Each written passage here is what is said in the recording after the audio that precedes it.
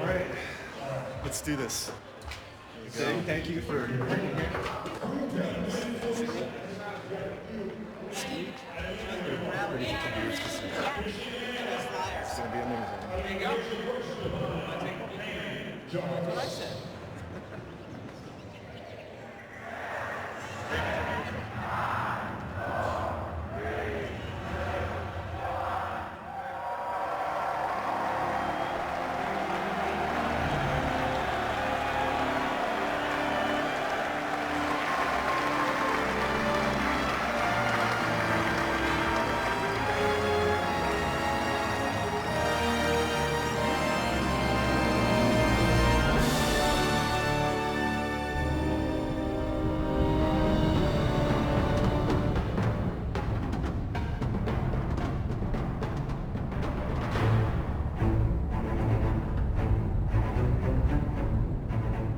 Star Wars was the catalyst to a lot of the stories and games that I wanted to tell and had the pleasure of making. It's influenced everything that I've done from a very early age. When I started at Respawn, my mission was to start a new team and build a new game. Very quickly, we got 5 guys. We used to call ourselves Team 5 Guys.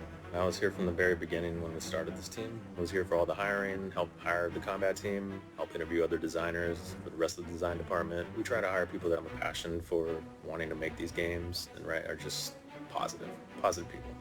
Yeah, it's 5 years since I started on this journey. 5 years. Today, actually. Star Wars came in as a wow. Okay, the weight on the shoulders of the team at the time when we started was just, okay, we're doing this. So let's try to do it as well as we can. I was part of the team that made Titanfall and then Titanfall 2, and in the midst of that we decided to have a second team that would create a second game that ended up being Jedi Fallen Order. During the day I would do Titanfall 2, and at night I would start working on the Star Wars Jedi Fallen Order. We were working on a different game for a year and a couple months. One day we got called into a conference room. They said that we could keep working on this game that we'd been developing for a year, or we have this opportunity to build a Star Wars game. We, as a team, got to choose, and it was unanimous. We were a team built to make a melee-centric combat game, and we saw the opportunity to make a lightsaber game, and you don't pass up that opportunity. The game we hired you to work on, we're not going to do that game. It's going to be Star Wars. How do you feel? And I was like, oh my God, it just felt like we hit the lottery. So Stig came up to tell us about this idea he had and about this team he was building to make a melee-driven action-adventure game. Everyone's mind jumps to Jedi. So the Star Wars name is Jedi Fallen Order. Woo! So Star Wars Jedi Fallen Order. Yeah. We learned very early on, Jedi, they're considered the holy grail at Lucasfilm. And we're going to need to earn it every step of the way. I'm Jared Petty, and this is IGN News. Titanfall developer Respawn Entertainment is working on a new third-person Star Wars game. The project will be led by Stig Asmussen, the former God of War 3 creative director. Asmussen said, "We promise to pay respect to the Star Wars legacy at all times, a fact that will be constantly reinforced and honored as a central game design tenet. Fans should expect the exemplary level of quality first established at Respawn with Titanfall, a game that epitomizes our studio's dedication to slick, larger-than-life action and fun, groundbreaking mechanics."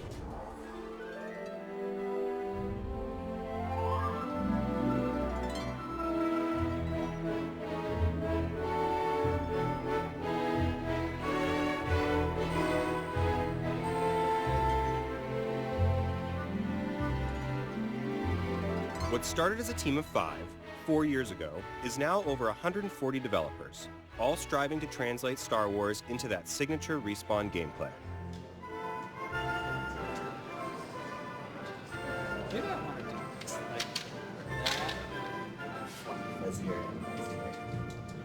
What are you guys looking at? Parrying against somebody non-Z that's not your targets. Z target, and what should happen? Stig is Z target pretty constantly. If you parried someone who wasn't your Z target and we switched your Z target for you, how mad does that make you? I wouldn't want that. Yeah, okay.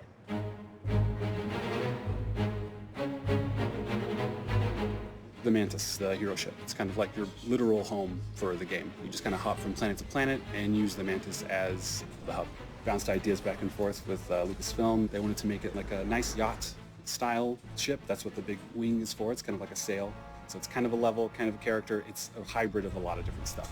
I tried to keep it as close to the same detail style as the original movies. Thought it was really important that we kind of created that consistency between the films and the game. It's really nice to be able to kind of like pick things from other ships and put them on ours, and people have even been able to identify like, oh my god, that's a piece from the B wing or that's a piece from the A wing. So the consistency is there, which is really nice. Like any other game, we have a lot of abilities that are built into the game. We want to find a really connective way for players to engage with the skill tree and learn the abilities. So you go to these meditation sites that allows you to like gain more and more skills. We've looked at a lot of the star charts that are in the Star Wars movies, some of the official line work that we got from Lucasfilm. We've got incorporated that into the designs.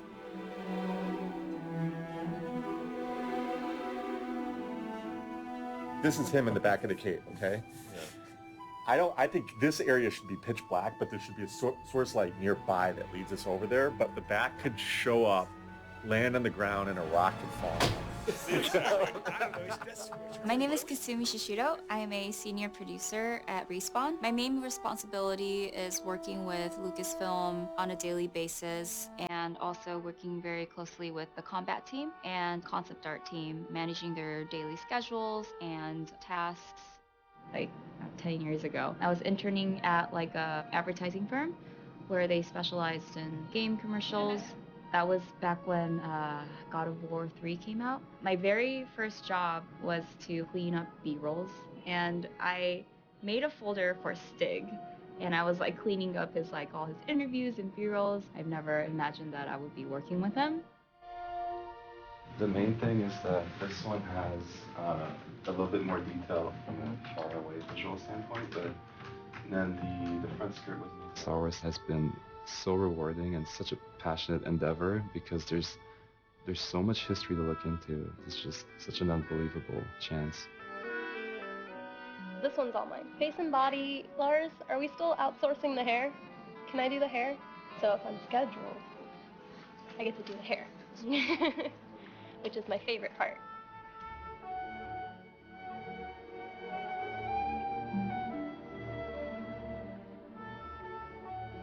We get a static model from a character artist, and we add structures like bones, skeletons into that model, and then we add control systems to drive those skeletal structures and those muscles. And at that point, we hand it off to the animators for evaluation. They're able to, articulate the model, bend it, and flex it in places where you would expect, and then they kick it back to us. We get feedback from them. This is not feeling right, or can we clean up the deformations in this area? One of the particular requests we had for Cal was that this vest piece that he's wearing move independently of his body, that it not feel like it was painted onto him.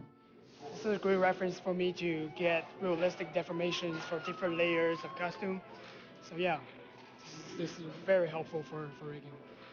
Now we have real-world information, take that back into the game to make sure that it's all as real as possible.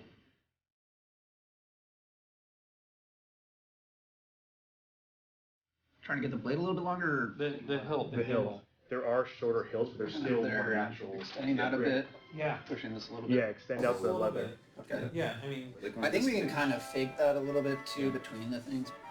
When you sign up to make a Star Wars title, you become basically part of the Star Wars team. We spend a lot of time coming down to Respawn's offices, meeting with Stig, his team, his leads. We have the youngling ones, but they're actually really small lightsabers that we're using in Episode 3. The kids that you see Yoda training in Episode 2, I don't know if they built those or if they just pulled them off a rack.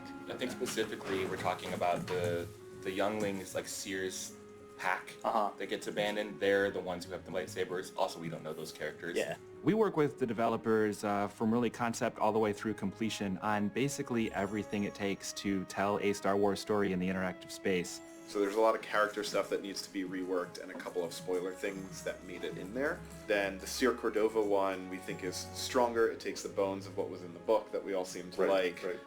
I'm a member of the Lucasfilm Story Group. We are a team that's responsible for overseeing the development across all platforms, whether that's animation, video games, and we make sure that all of that remains continuous and authentic. What we're looking at this morning is the progress in the Order 66 level. The team has done a really good job putting something together that's playable and representative of where we're headed. So it's a good time for us to give feedback. We are mostly pulling from reference from Clone Wars and Rebels. If you guys do go with the Rodian, which is totally fine, if you could do the orange skin Rodian rather than the green skin. I think that was the image that Rich said, but I'll make sure that no one is called out. We're always so involved in the story, so we know the story like the back of our hand. So actually getting to see, what we've discussed about conceptually put to use, on a screen with somebody physically playing it, it's really cool. Cal is in the temple and Jaro is in the temple, but what we're seeing in the Jaro fight is more void-like? Correct, yeah. Okay. We actually have a sync with Lucasfilm every day on different subjects. Either it's art or just concept art or script and story and reviewing modeling and animation and rigging. The primary goal of an animator is to make sure that the character that's on screen feels alive, has a purpose, and basically is fun to watch and to play with. To portray life, you want to portray life as it is, which is, things takes time to move. To translate that into a game, that can be challenging from an animation standpoint. It comes from design. They tell us what they want, and then we go and create some preliminary animation, and then they come back and say, it's too slow, it needs to be faster. So then we edit it until, both design and animation is happy. It just started with me, and then pretty quick we had Laure Retif on the team. She was helping out with BD1, which is an essential part of our game. I've been working on BD1 for 3 years now. He's very interesting to animate because he doesn't have a face where he can express emotions. It's mostly in the head movements and the antenna, a little bit like a dog. He's always curious about everything, so he wants to jump off and go anywhere, just run around and find stuff. The reason for having BD in the first place was that it's a single-player traditional game, but we wanted to add all the dialogues and the interactions between two characters, and one of the solutions was to have a droid who could emote. And in Star Wars, droids are more than just machines, they're full-out characters. They evoke emotions. I've just about had enough of you. The idea of BD1 being cautious in regards to himself is super unlikely, because BD1 will basically run at death. I think a lot of BD1 stuff isn't so much as a game mechanic, it's more just as a kind of friendship. Yeah. It's the feeling that you've got this friend that's accompanying you on the journey. Well, I suppose the secret of BD1 is solving the problem of how to get something mechanical and robotic to sound kind of like a being, something with a heart. Part of the reason why we hired Ben Burt was that he's the expert on that very thing. So the idea came up to really combine this human sound with the electronic sound. That way we still might be able to have the character of a machine, but get the personality and the emotion of a living organism. The way Ben will work on things is he'll do it with his voice first, and then he'll add synthesizer sounds to that and kind of track what he's doing with his voice using the synthesizer. Having the little guy get on your back was an idea that was pulled from when Luke carries Yoda on Dagobah and he's training. It also ties really well with our game because at any point the droid can look around and go, hey, look at that wall. Like, here's information about this thing. For the AI part, I have made a system that supports like hack doors or like we want to investigate bodies. It's basically the POI system is driving the BD. POI stands for point of interest. We use it as a way of attracting AI characters to certain spots in the world. So for BD1, we use it for whenever he wants to scan something or overcharge a power generator, he'll automatically detect its location in the world and start trying to move towards it if he's available for it. In the Star Wars universe, droids are some of the most iconic characters that we can offer fans. Having the opportunity to model and texture and be part of bringing BD1 to life was a huge honor. This is my original Star Wars figure collection from when I was a kid. C-3PO was the first action figure that my dad ever bought me, which kind of propelled me into this career of art. And that was in 1978. So that figure up top is 41 years old at this point. Now, the day that I actually get an action figure of BD1, then my life has become full circle. Then I have my own Star Wars figure that actually contributed to. In the way you have like a combat designer or a level designer, we have narrative designers that approach it from a narrative standpoint. So, we're going to check out a rehearsal video for Befriend Marin.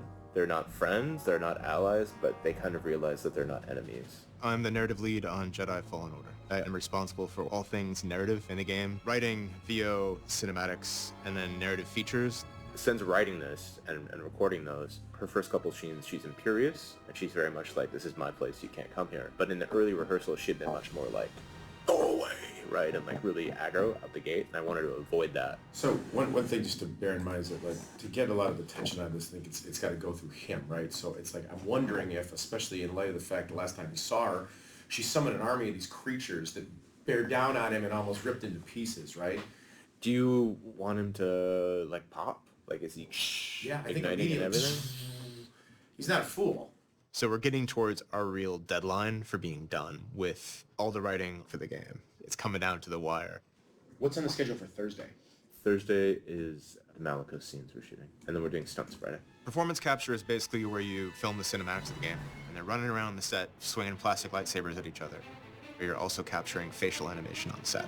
Lightsaber dueling is as cool as what it sounds. It's what every kid wants to do. I know for me, we would be on the playground smacking each other with sticks, you know, pretending to be Jedi, and it's kind of surreal that I actually get to do it. Doing performance capture is the most freeing thing that any actor could ask for, because you're bound by nothing except the lack of talent, in my case. This is fine. Everything's gonna be okay. With Star Wars, there is a language and a tone and everything that's been set before, but I think what's very important was with every new piece within the universe, you want to be able to bring in your own personality. Cal was a Padawan when the Jedi Order fell during Order 66, and he's been living in hiding since then. Order 66 is when Palpatine, who is the Supreme Chancellor of the Republic, pulls a coup and becomes the Emperor. Cal is a person who's on the light side of the Force, but that being said, Cal's relationship to the Force is pretty volatile. He was not finished with his training when the Purge happened, so he has a lot of trauma that's associated with the usage of the Force, and basically every time he taps into it, it's a bit explosive and tends to lose control. I view story as being part of the gameplay experience, and the goal is to make it as seamless as possible so that it feels like this fluid, custom living world. So coming in here is where we will then see where Order 66 is issued. The level I'm working on is Order 66, which is the experience of young Cal right before the moment where Order 66 transpires and the aftermath, which is a really cool experience because the player actually gets to experience this transitional moment for the Jedi. The idea is as you're coming down, the clones are rounding the corner, coming at you, start taking fire. The intent is that you'll be able to parry, blast back at them, door slam shut, very Star Warsy. We'll see if we can pull that off. We knew it was time to sort of like pull the lid off the game and show it to the public. We didn't want to reveal gameplay until gameplay was ready to be revealed, and we wanted to do that at a game-focused event like E3 and EA Play. And what we had to show was story and narrative. But we sort of had the opportunity to unveil the game at the peak Star Wars event of the year. For Star Wars Celebration, as we moved forward with the trailer, there was a lot of schedule adjustments, so it was really difficult trying to balance all of that. So we had our internal planning when it came to like what kind of characters we would have done at certain months. But for the trailer, so we have all these stuff that we need for Braca that we're planning to do later, but we need to do ASAP. Star Wars Celebration really brought up the motivation for everybody. It kind of turned the switch on, thinking about the past years of all the work that we put in, growing from like 30 people to we have about 140 people right now. Star Wars Jedi Fallen Order was announced last year, but up until now, not much has been known about the game. Well, that all changed yesterday when EA finally revealed both a teaser image and the official logo of the game. What does it mean? Hopefully we'll get answers this Saturday, April 13th at 1:30 p.m. Central Time during EA's Star Wars Jedi Fallen Order panel.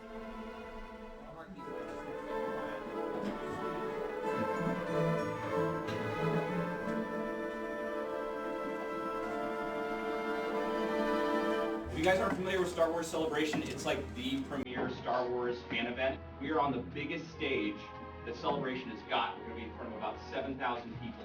because this is a story game, because we don't have that many beats to communicate, loose lips bring down starships. You see a lot of questions buzzing around. If you see a lot of things that people aren't sure about, don't feel the need to jump in and correct them.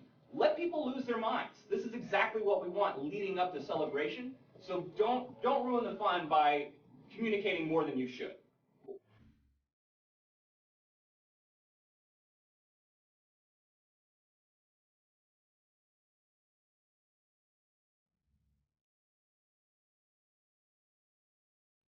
Respawn, I was so pumped. What better than having a chance to do this game than them right now? Because I play Apex Legends, and so Respawn made that. I was like, you know, Titanfall 2, they made that. They're rock stars.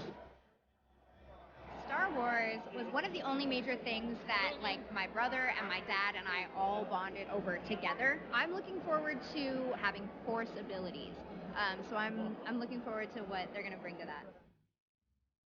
I'm absolutely stoked to be able to put a Star Wars lightsaber in players' hands, let them be a Jedi, let them build up their Force powers, and learn different ways to wield that saber. It's incredible. I mean, we know that Respawn, they're just masters at that tactical combat. I've been working on Star Wars for going on 15 years now, and to be able to make a single-player Jedi Star Wars game, like, that's why we do this. Walking towards that theater and seeing all the fans like cosplaying outside, lining up. I was actually videotaping it and sending it to my team saying like, oh my god, look at all these people waiting to see our trailer. I'm supremely confident about the game and a total wreck otherwise about my own performance or what I'm going to say on stage. So.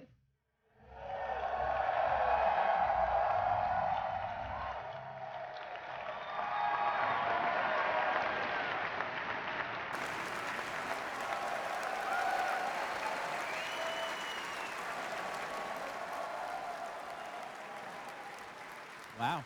Hi, everyone. Welcome to Star Wars Celebration. Hearing their cheer, as much as I was nervous, I really felt like this is my responsibility to get this right and deliver, you know, what is expected.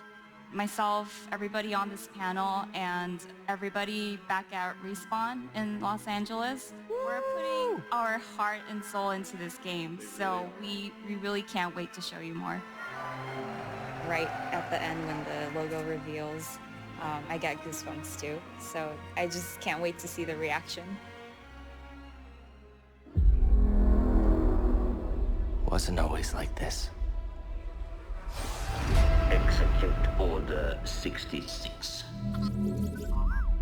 We work so much and we're making a game and we get caught up in dealing with the vicissitudes of development. But then sometimes, like today, all that washes away and you're just like, you're a kid again.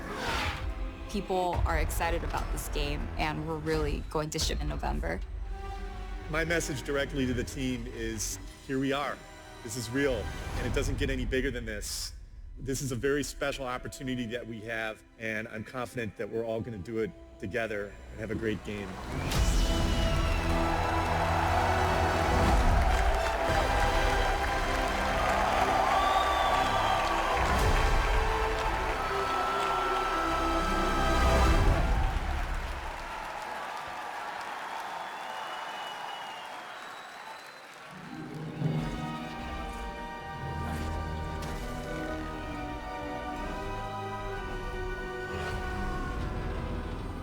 It was exciting. It was a fun weekend, seeing all that stuff. Yeah. Just seeing the reaction online, kind of seeing the change in reaction right away. That people didn't quite know what to think. Then you could just see the swell of like support for it and excitement for it. Initially there was that, there's no gameplay kind of downside, which we knew we would get, but we've got gameplay. I'm Jeff Majors, lead level designer. The level designers put together the game, kind of define what the areas are in the game, what the challenges are we're going to put in front of the player, what environments are we going to go to, what puzzles are we going to do, what combat encounters the player is going to experience. In 4 months, Respawn needs to be ready to ship this game. But before they ship it, they need a locked and stable build to test at UXR. With the next UXR around the corner, they still have a lot to incorporate into this game. UXR is user experience research. It's where we playtest the game. So we find people outside of the studio to play our game blind. And it's really the first time we can kind of get a gut check of where we are and where we need to go. The ledges were just all crazy, so like we got to make all this clean. And so we spent the last few days doing that for the UXR areas. Finding the fun is a lot about iteration. When you're building a level designer will be working on it for 6 months from start to finish. And this is for like a 30 or 45 minute section of the game. It's really about zooming in on all the little moments and details and kind of obsessing over every little moment and thinking what is going to be best for the player at any given time. This whole area here, we just have spiders. It's all spiders. So we need to do something to make it. It feels a little dull. And we're gonna do a damage pass on these guys, right, Jason? There's a lot of factors, right, that make lightsaber combat rewarding. It's the encounter, who's in the encounter, how fast do they die, how good does it feel for them to block your lightsaber or counter you, all those little details and actions. That's the stuff that I always want to like try to improve and make sure every AI is doing their job. Once we get this first pass in, I want you guys to just like play it over and over again, like play that one fight like 10 times in a row, move a guy a meter, play a fight again, die to that fight, try to play it a different way, like noodle the out of it. Like, yeah. Cool. Thanks guys, good work. Just polish over the next week. The core focus is make a game that reacts really well. How good a game feels has a lot to do with reducing the layers of interference between what the player wants to do and what the game does out of it. At the very beginning, the UI team was just Kevin and I. We had to make sure that we kept each and every part of the map close to Star Wars. Kevin and I went through each and every Star Wars film, looked at each hologram, see which one we wanted to be like. We were able to be very collaborative, exploring how we want the player to feel when they're using the map. Kind of like the idea of we show wall runs just as part of the geo. I want to make sure that like if you're looking for it, you can see it. We should be looking at like the larger game, especially considering that that's what the COXR is all about. I like my team to focus first and foremost on gameplay and first and foremost on what is going to be the fun thing. And then if we're thinking of how it matches kind of the Star Wars universe, we should have that in our mind as well. But that should be secondary to making the gameplay space feel fun. We just pull random people from the team and just sit back and watch them play it, and we just chat about it and kind of hear their thoughts. We get a lot of the first obvious feedback from these internal playtests. What happened? Well, that went pretty good, I think, except for that one spot. One spot's a disaster. With a game this size and with this many people working on it and with the polish level that we want to hit for when we playtest the game, there's just a lot left to do. I mean, when it works, I like it, but it seems like it works, it's broken more than it's working. Right now, yes. Okay. If we want him to have this kind of motion, some of the pivot, it feels like the pivots are triggering too easily now in my mind, and I want to pull back on them some now. And the more we pull back on them, the less they're going to start triggering when we don't want them to trigger. The pivots are just to sell the idea that if you're joining hard, then you get an animation response to that. Bruce and Fabrice had started developing the system that would allow this high fidelity animation, but not sacrifice responsiveness. And then it's up to me to make that animation sort of reassemble itself appropriately inside the engine. A lot of games that are as responsive as ours aren't quite as nuanced. It's difficult to pull off the animation fidelity but still have him move at these superhuman speeds and reactivity. How do you really find something that's fun? I don't really know that there's an answer to that other than just you keep on trying. You keep on iterating. It's usually good to have some type of guiding light. I'm just a sucker for David versus Goliath. Cal going up against the entire Empire and the entire galaxy. He's also going up against these giant mythical beasts. So this is the gigantic like bat boss fight, Dathomir. It's a 3-phase boss fight that we've got lined up. Basically, as the player's going through Dathomir, you'll get some previs of a bat flying by and stuff happening, picking up night rows and things like that. Eventually the path kind of narrows you down into this kind of a section, and then this is kind of where we first encounter the bat. All of a sudden, boom! A huge, gigantic bat comes in. Are you introducing boss names? Like when they pop up, are you going to be like, big flying bat on the screen? Yeah, yes, we are. Good question. Yeah. Well, we call them wow moments. We basically want people's jaw to drop from the floor. They pick it back up and it falls back down again. So the story is that like, hey, you're hurting him. He doesn't like this. his hands are a little bit wounded. He'll crawl out, and you think you're safe. Hey, cool. And then, lo and behold, boom, bat flies by, a little bit wounded, is not a fan of yours right now. And he's like, I couldn't kill you in this cave, but out here, I win. Eventually, he snatches you off of that mountain. He crashes into stuff, and you actually become disconnected from him in midair. You enter this kind of free-fall Patrick Swayze awesomeness. And boom, you latch back on. So he jumps out, and as the bat's just free flying around, so you have to steer around and then grab him in order to kind of use him. So you use the bat to get down off of this gigantic mountain that you'd been scaling and fighting him along. Why is there a cut every single time he attaches? To reorganize the world, because there's so much variance, because the player can kind of steer themselves around to grab onto the bat, so we have to reorganize them in order to get that next shot. There's one every time he grabs on, so there's 3. Is there a way that we can fix that? When you latch back on? Especially when you're so close to him. You're right there, and then we just, if you want to... Well, I mean... we can't interpolate, like...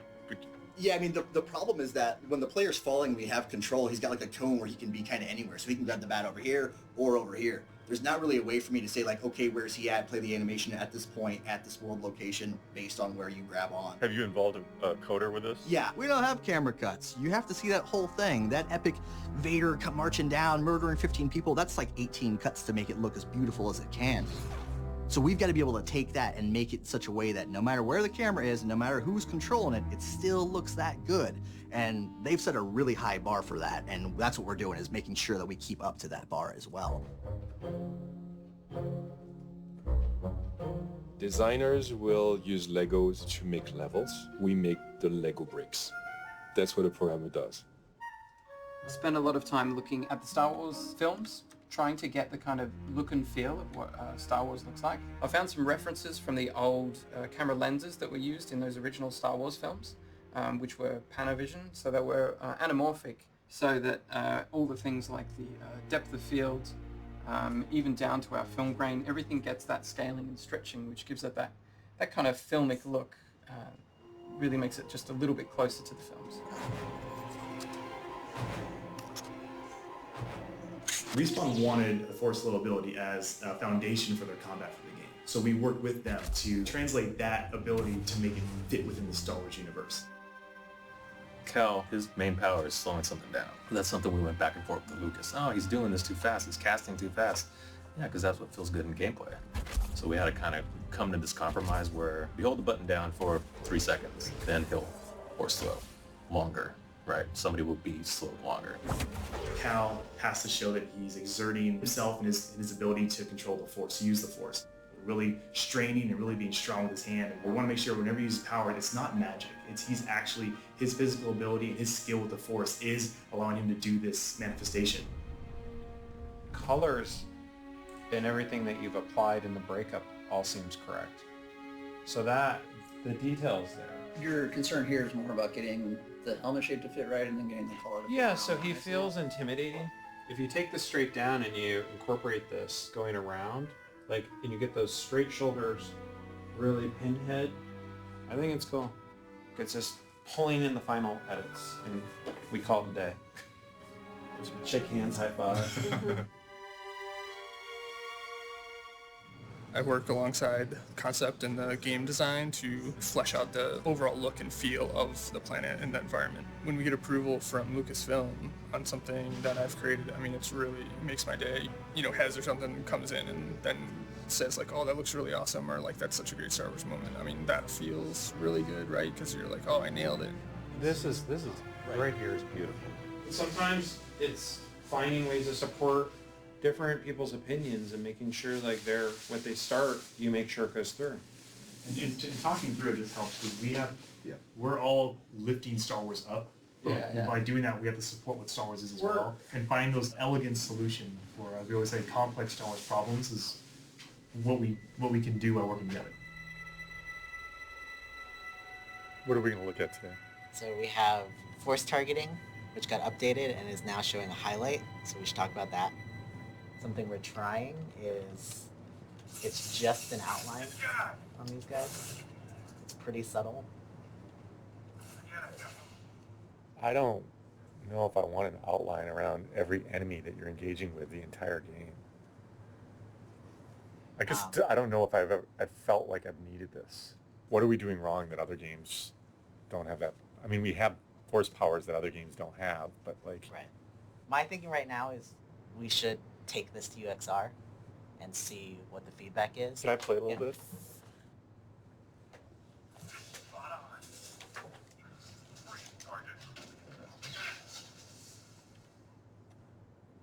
To be honest, when I'm playing it, it's not bothering me as much because it is a really subtle effect. But if it's so subtle, is it even doing anything for us? Seems like it could be off for 90% of the game.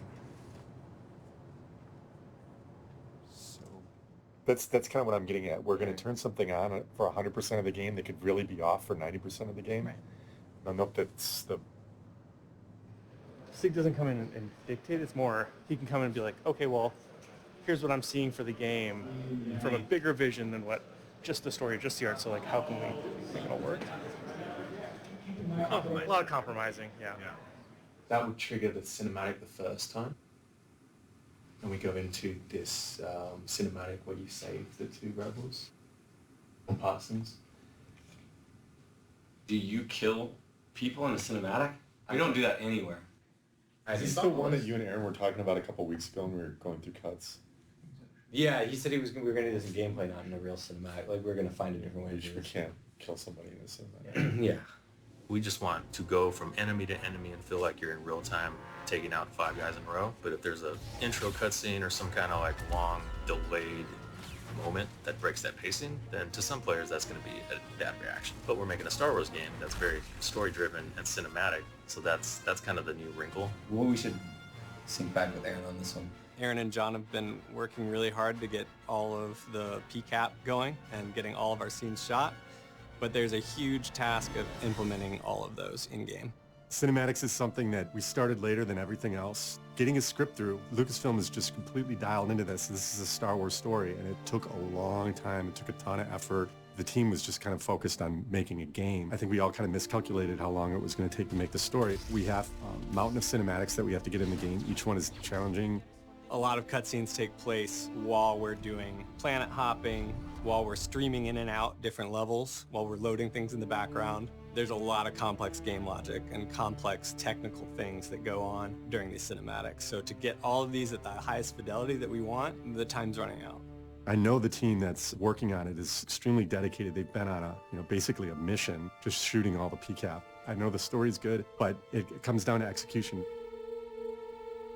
What goes into here is such heart and such soul, such work. You have to capture the reality. You have to capture the truth. You have to capture the transparency. You will be tested. Yeah. But I'm ready for this. I don't mean just here. Every Jedi faces the dark side. And it's very easy to fail. One of the biggest themes in this is nobody is perfect, and maturing and trusting the Force means you have to allow mistakes and even have to allow that maybe the mistakes are okay. You're still struggling, even after cutting yourself off from the Force. Failure is something that we tend to define ourselves by, and we tend to hold on to failure stronger than nearly any other emotion. It's what creates change within us. We will always struggle. But that is the test. It's the choice to keep fighting that makes us who we are. So when Seer hands him her lightsaber, it's on the one hand a functional thing because we want the hero's lightsaber to eventually have ingredients from Jarl Tapal's, his former dead master's lightsaber, and then ingredients from Seer Junda's, his new mentor's lightsaber as well. From a character perspective, Seer's warning him.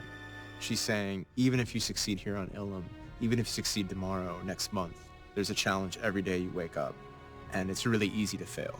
And when you do fail, there could be consequences. So it's kind of a word of warning. Even though she's encouraging him to go out there and get back on the horse, find a kyber crystal, she's saying there will never not be hills and challenges. It never gets easier, you just get stronger. Cut. So they'll give us something like this, very, very rough. We'll start timing out the edit, the action, make sure everything flows, and get it approved. And then it'll go to the actual animation team. Tomorrow's lock. Or, yeah, I mean, really it's like however late people work tonight, it's tomorrow morning's lock.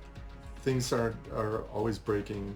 But once we lock things down, it becomes easier to track what's breaking what. So tomorrow we're going to lock things down. You know, people have a lot invested, so they're trying to get the things that we know are bugs that we want to get in, but also or polish, but also things individually that people want to get in to make it as good as it can be. Bugs let you know like what you need to fix to ship the game. Bugs is the friction that players will experience, and you want to reduce as much friction as possible. From what I've heard, the build has become progressively more unstable. We locked at 4 p.m. and now the focus is just trying to get a stable build. Everyone's kind of on fire right now, so see how it goes. Blair is the person. Okay. He is the producer tracking all of UXR. First comes stability, so anything that actually just breaks the game from a progression standpoint, we call it 0, and it has to get fixed because the player you can't beat the level or the creature or whatever it is. The closer and closer you get to the deadline, you just start to triage things out that aren't as important to the player experience. And then I work with the QA lead and the lead level designer to be like, of these 10 things on you or on your team, which do you think is the most important? He's taking a look at the whole list of bugs and goes and then prods people and asks them like progress. So we're waiting Monacy to fix one more change. She's testing it. She's like twiddling her thumb. Yeah, she's yeah, just essentially waiting so we can kick off the build. So we have one right now. We have one bug left. One bug left. And that's the one that shipped? Yep. That's it. Yeah. Down to one. Down to one. So I'm gonna have to. Wait, so who's working on it? Monacy. Can we look from afar? You cannot. She's a programmer. She's in the zone. Production update, yay. I actually just wanted to thank everybody. I know I've been bothering, I think, everybody here almost, except Aaron, about UXR stuff. I originally set what I thought was, I essentially set us up to fail.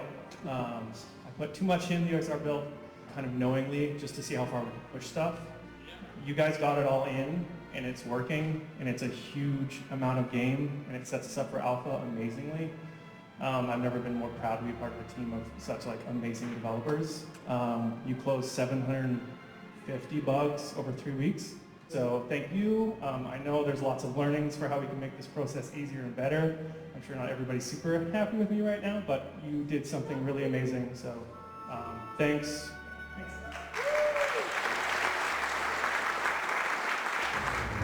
Oh, that's it. Just wait, just come in.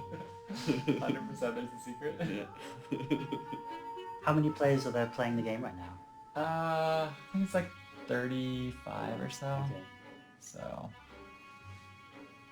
A lot of the stuff Narrative's done is in this build, and people are playing it for the first time, so it's kind of our first wave of feedback. Watching UXR is a great way to see just how it's developing. So right. I'm desperate. I'm starving for that stuff, because this is what really matters, right? It's the game. Oh, there it is. It's good because it's a good milestone, right? Everything's culminated to this moment, so it's the kind of breather spot. So you get to kind of sit back and do it, but you can't exactly enjoy it at the same time because you know that there's more work coming from it. But also you get to feel gratified because oh, that looked great, and they had fun doing this thing that I made, so that's super gratifying as well. No matter what the results are, good or bad, you know. If it's great, then you know what's good to enhance on. If it's bad, you know what to start trimming from. Is the very first time you open the planet map when all 3 of these planets are there? Yes. Yep. That's not great. Yeah. I mean, we decided very early on that we wanted to do multiple planets and traveling in your spaceship between planets, because that would make it feel very Star Wars. That was a pretty recent change that we allow you to go to Dathomir right after Vagano. The plan used to be that you would have to go to Zepho and then you would unlock Kashyyyk and Dathomir at the same time, but opening it up earlier makes the game open up earlier, which is kind of fun to see, but it's hard, so we'll see how much people like it. It's that classic game design thing of let the player go to Mordor right off the bat and get their ass kicked. Yeah. That's Dathomir. That kind of skill check. Oh, my little backflip. Oh,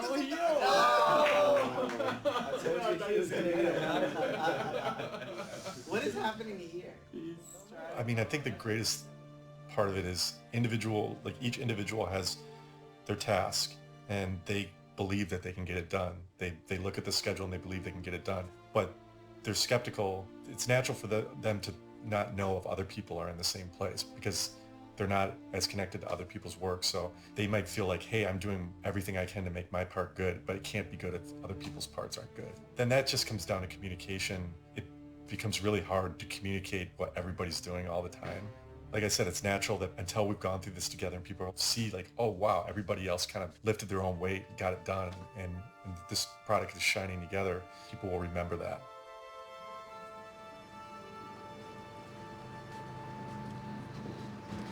The game is looking kick-ass. That's it.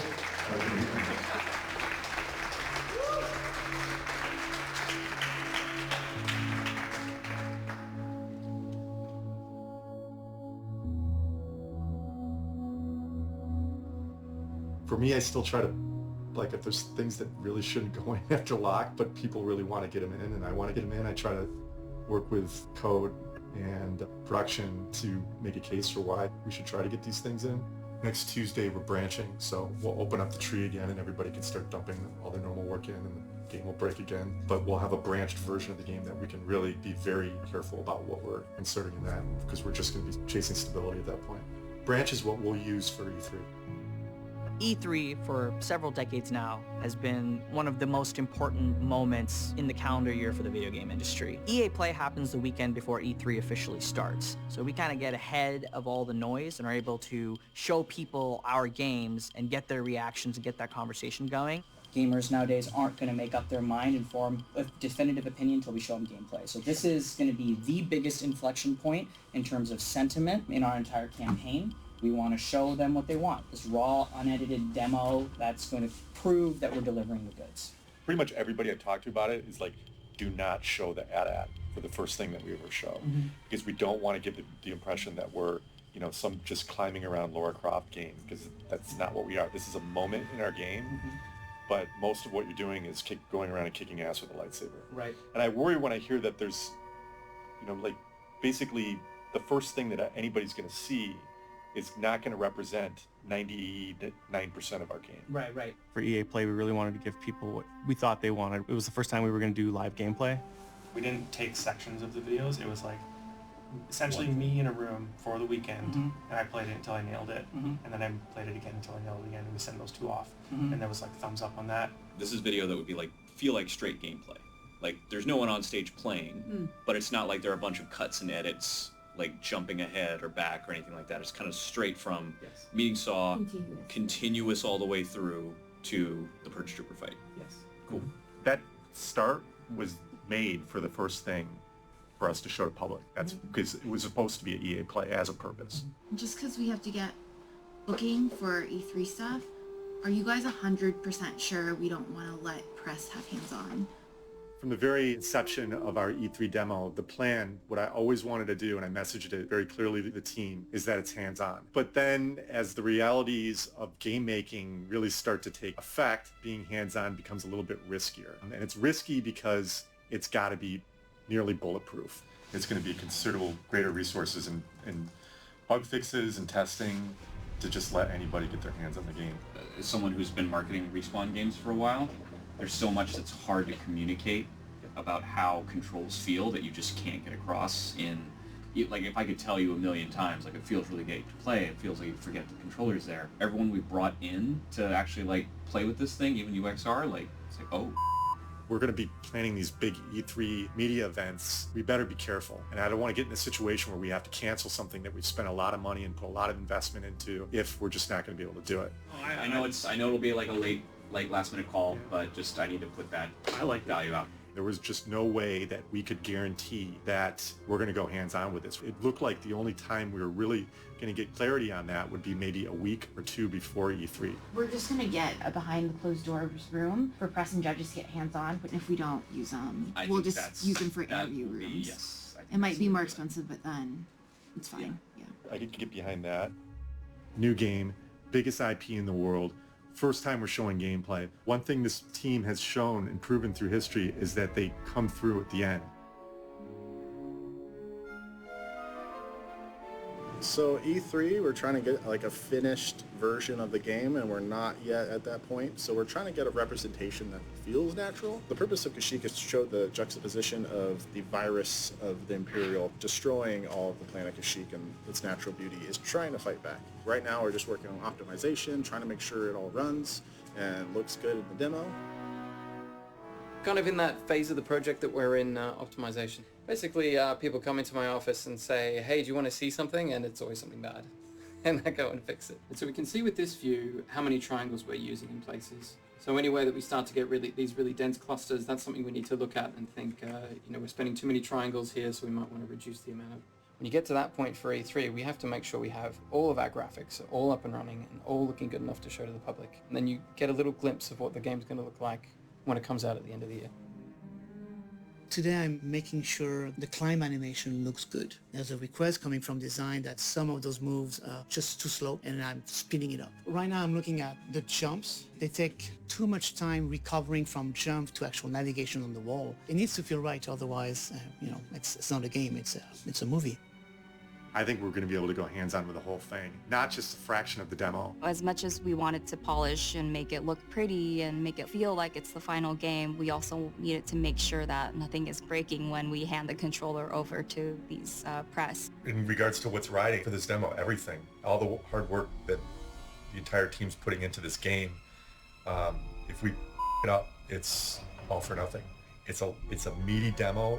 It's not just a small section of gameplay, which was important to us. We wanted people to really see the game isn't just this small section. It's like this is like all of our main systems working, and people can project and how that expands into a much larger game. So this impression is incredibly important. If we bomb it, it could be devastating. Start it over. Yep. We're trying to get one contiguous take, so it's all real. No edits, no cuts. We're just trying to do it in one take, so getting all those perfect combats in one playthrough, a little bit more challenging. We really wanted to represent, this is the game how it is now. Tomorrow's our big reveal day. Saturday morning, 1 hour prior, our second social teaser goes live in social. And then 9:30, we take center stage, we open EA Play. By the way, I don't know if I'm going to be able to make it to EA Play. Played on Saturday at all? I didn't register.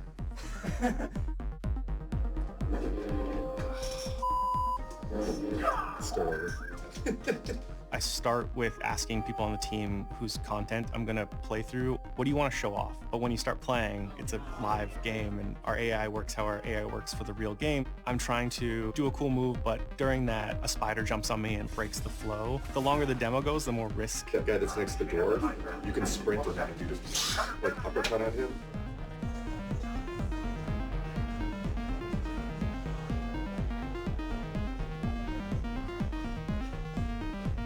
Oh, God. That's the kind of thing that's just a heartbreaker. There's other things that can happen that have nothing to do with the game, like you've got like a really weird itch or something like that. You're in the middle of something, it's like you gotta scratch this.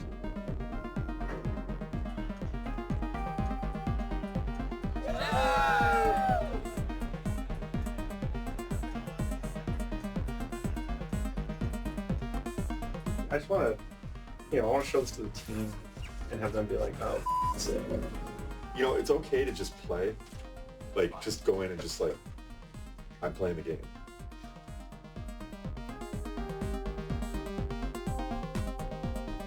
It's EA Play. We're about to unveil gameplay to the world. Just hope everybody loves it. My hands won't falter.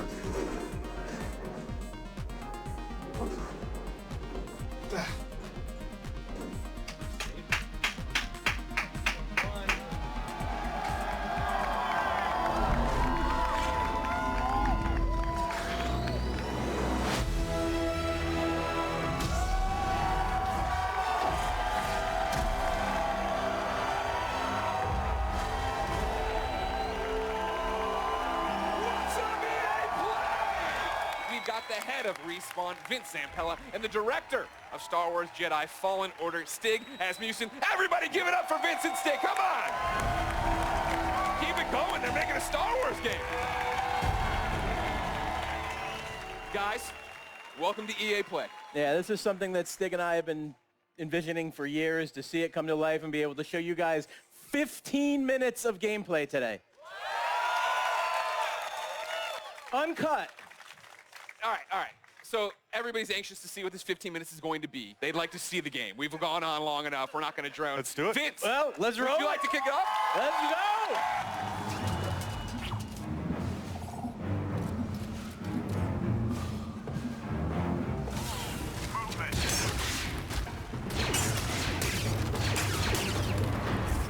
Oh! Yes! More of that.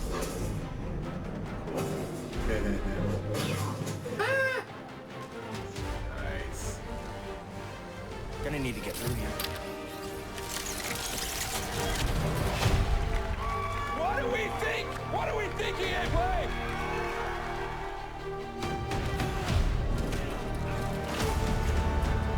I didn't get any sense that there was anything going wrong at EA Play. But I started reading all the different articles that were a little confused on what we showed. With the EA Play gameplay reveal, there was a bit of misconception over what our game was. The gameplay we saw at E3 underwhelmed some people who thought it looked fairly generic. Yeah, it felt like a pretty standard linear action game, maybe even a little Uncharted-ish with lots of climbing and melee combat. We wanted to showcase every ability we could and show off all the cool moves. In hindsight, we probably should have just put it on hard because it did make the game seem a lot easier. We wanted to hit a slice of the game that showed off the core lightsaber elements, but in doing so, we kind of missed the opportunity to show everyone our nonlinear structure, our Metroidvania level design, our planet hopping, interactions with the crew, these big set piece moments. The only way you can feel how good the game is to get your hands on the controls. That's the only way. E3 2019. I am going to be behind closed doors, giving demos and hands-on to various press people and potential E3 judges.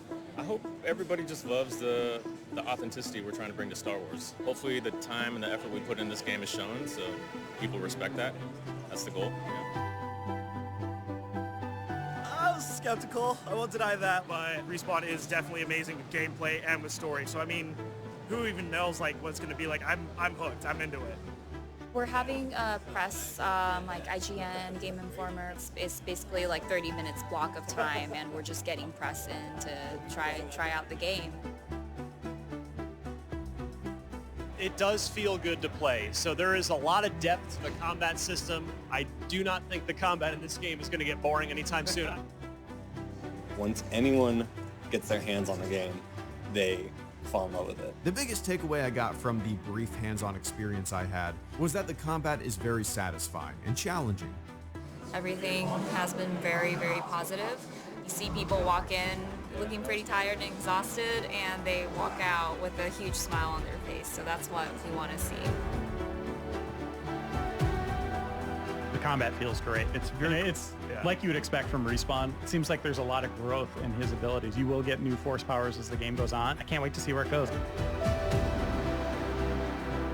So many people have walked out of here going like, okay, I see where we're going with this.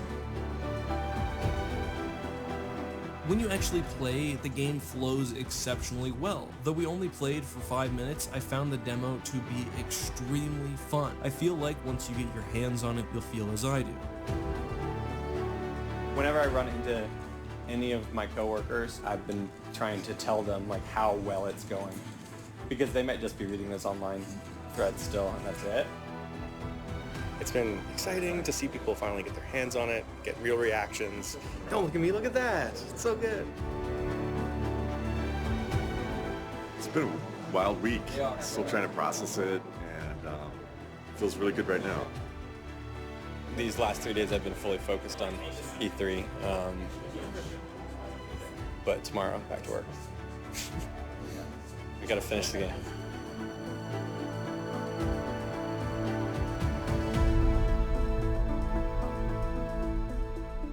This is it, the final stretch of a 4-year journey.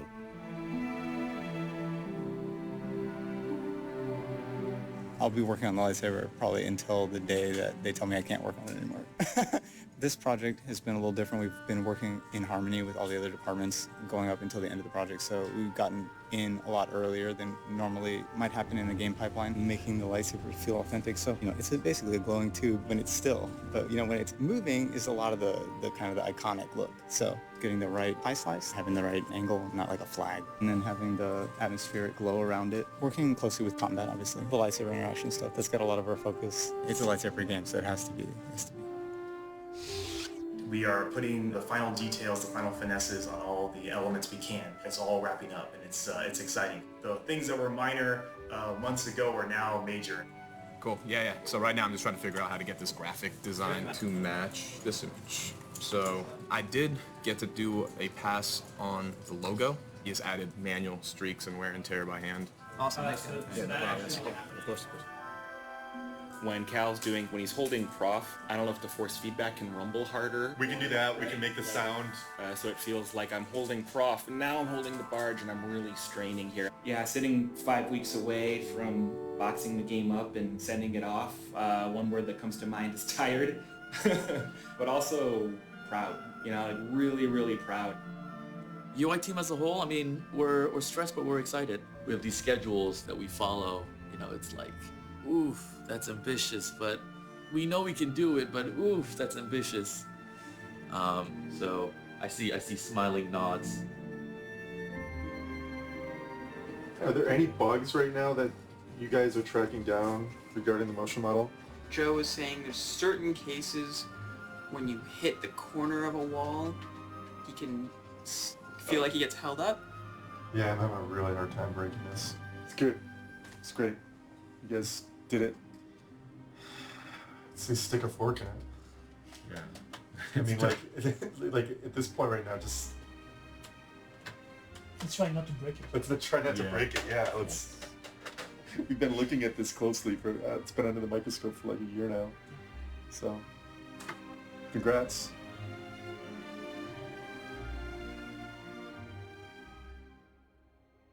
You survived, Cal.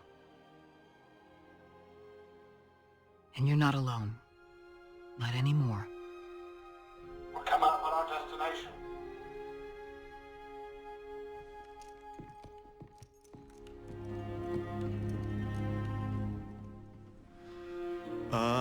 Biggest hopes for the game, there's a lot of them.